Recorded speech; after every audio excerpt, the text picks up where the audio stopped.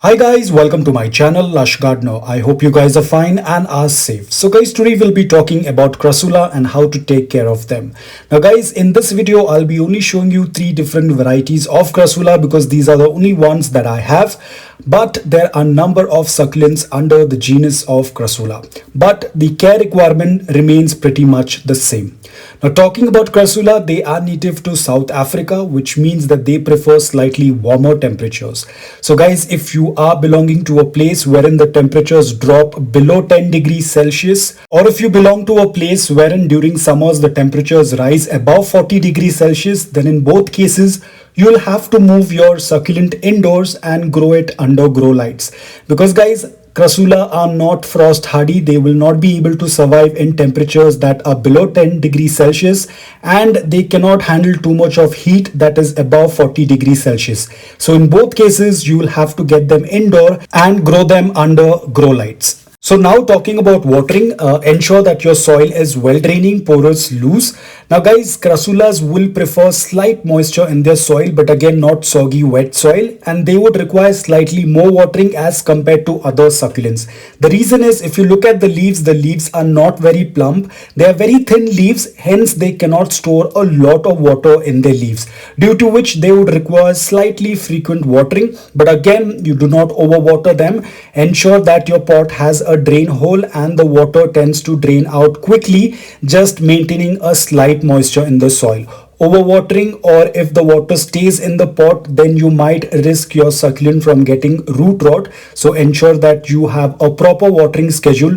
Do not let the soil stay dry for a really long time. As I said, they do not have much option to store water in their leaves because their leaves are not very plump, so they tend to run out of water very quickly. But again, you have to ensure that the soil is dry. At least 50% to 60% of the soil is dry before you water them. Another issue with Crassula is that they tend to get attacked by mold and pests very easily. Now, if you have mold, the white color substance growing on the leaves, then you can sprinkle some dry cinnamon powder that will take care of the mold. But if you have issues with scale insects like this, it also tends to get attacked by mealybugs, but mealybugs are very rare. But usually they get attacked with scale insects like this. So in case if you want to fix this, I have made a video on how to get rid of scale insects. I'll put the link in the description below. You can check it out. But guys, as you can see, the scale insects are very dangerous to Crassula. What they tend to do is they hold on to the stem and they suck up all the juice, and then slowly the stem starts to rot. So you have to be extremely careful and take care of it as soon as possible. So for all those of you who have watched the video on how to get rid of scale insects, you might have noticed I went ahead and did a lot of stem cuttings. One was because of the scale insects. It was much easier to clean them. Secondly, I had to do a stem cutting because the Crassula was stretching. So that was the best option, to do a stem cutting. So as you can see over here, all the cuttings have started to root.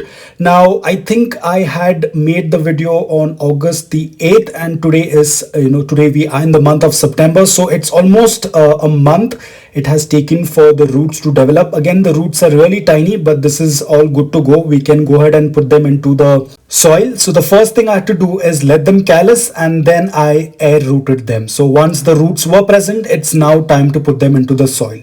Now guys, the soil for Crassula remains the same as we use it for all our succulents. It has to be loose, porous, well draining.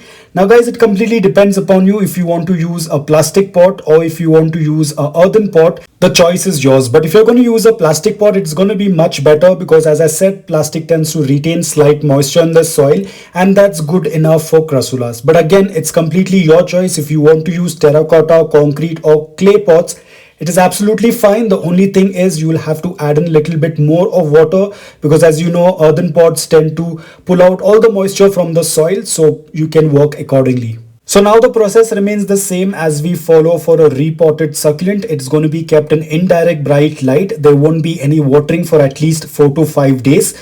post which I will start watering it. But again, at least for a week or so, I will not put it out in direct sunlight. I will let it get acclimated and then introduce it to morning direct sunlight. So this is the remaining part of the mother plant that was left back in the pot. I had taken the cuttings from this mother plant because this mother plant was heavily infested with scale insects and I had to take care of it. And now you can see, guys, all the cuttings have been successfully propagated. You can see a lot of pups. Again, with every succulent, this is what happens whenever you do a cutting or a beheading. The main part where you have cut will never have a pup, but the pups will grow around it. Now here you can see the amount of pups that have started to come out. So this is exactly how it's going to look. And once when they reach a decent size, again you can go ahead and chop them off. So this is how the cycle continues of propagating a crassula. So this is a third variety of crassula. Now guys, compared to the other two, this tends to remain slightly smaller but becomes really vibrant in color when it receives morning direct sunlight. So now talking about the light, guys, all the varieties of crassulas prefer a good amount of morning direct sunlight. The more direct sunlight you provide them, the more intense the colors will get. Like over here, as you can see, initially the color was very green because it was placed in indirect bright light. So if you're going to place your crassulas in indirect bright light, they will not get stretched, but they won't get the color. But the moment you start exposing them to morning direct sunlight for at least 5 to 6 hours, that's when you'll start noticing the color. Now guys, if you can see in the first clip, the crassula was slightly green in color, but right now, as I've started to put it out in sun, it has started to change the color. Now guys, after almost 2 to 3 months of keeping it in direct morning sunlight, you will be able to see how much of change it has done to the crassula. Now you can see this is still not that bright red. It tends to turn even more red in color. This is just 2 to 3 months of keeping it in morning direct sunlight for 5 to 6 hours. You can see how much of transformation it has done. Again, as I said, if you're going to keep the crassula in indirect bright light, they won't get bright colors, but again, they will not stretch. But if you want to have that bright color, then you'll have to expose them to direct morning sunlight. Now guys, again, if you are from a place which has really harsh sunlight, then please do not expose it to direct sunlight, and please do not put it out in afternoon direct sunlight. It will burn the succulent, it will burn the crassula leaves, so be extremely careful. So now this is my crassula campfire. As you've seen, it was green in color, but after putting it out in morning direct sunlight for 5 to 6 hours, now this is just in 2 weeks time, you can see that the colors have started to show up on the lower leaves initially. The colors are not very bright, but you will see what happens after 2 to 3 months of putting it out in morning direct sunlight. Now over here, the colors have just started to come, and you can also see that the crassula is not stretched. The leaves are very compact. It's because it was kept in indirect bright light. And trust me guys, if the crassula does not receive a good amount of light, what is required for its growth, it will start to stretch. And trust me, it looks really bad when a crassula starts to stretch. The main feature, the main beauty of crassula is when the leaves are very compact. You can see over here how compact the leaves are. This is what brings the beauty in crassulas. Now guys, over here my crassula campfire is completely green, but you can see that the leaves are very compact. The reason is because it was receiving a good amount of light but not direct sunlight. But after 2 to 3 months of providing it with direct morning sunlight for 5 to 6 hours, and now you can see guys how the crassula has transformed. You can see how brightly colored it has turned into. Now guys, again, this is not the original color. It tends to get even more intense. It actually looks like how the name has been given to it, like campfire. It actually looks like it is set on fire.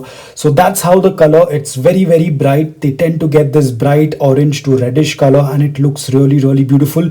And right now you can see it exactly looks like how a campfire should look. So this is how it looks in the sunlight. You can see how brightly colored it is, and that's where it gets its name as crassula campfire. Again guys, it still has a lot of greens because as I said, it's just been 2 to 3 months.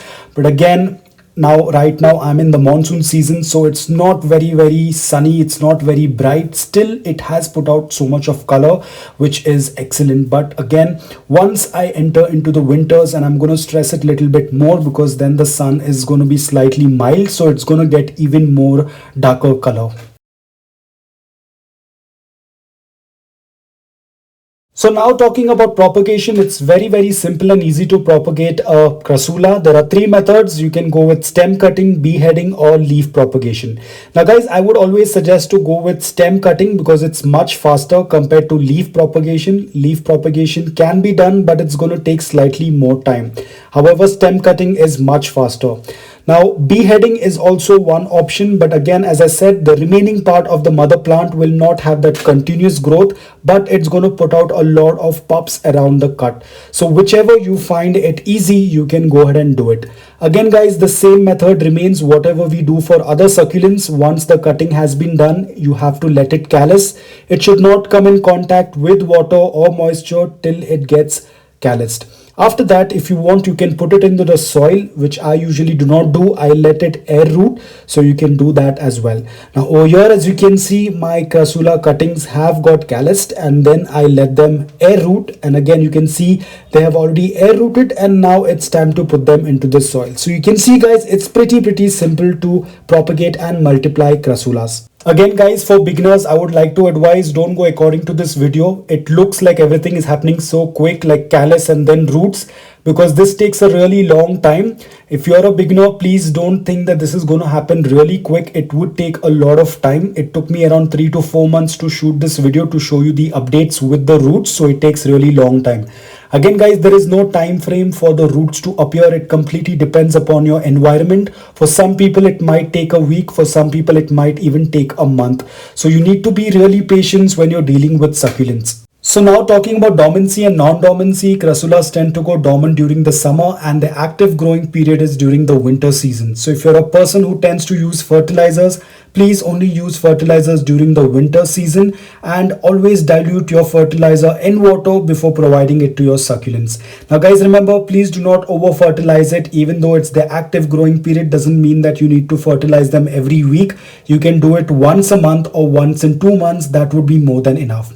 So guys, I hope that this video on crassula was helpful to you. If it was, please hit the like button. If you're new to my channel, please consider subscribing to it. Until then, take care, stay safe, and keep propagating.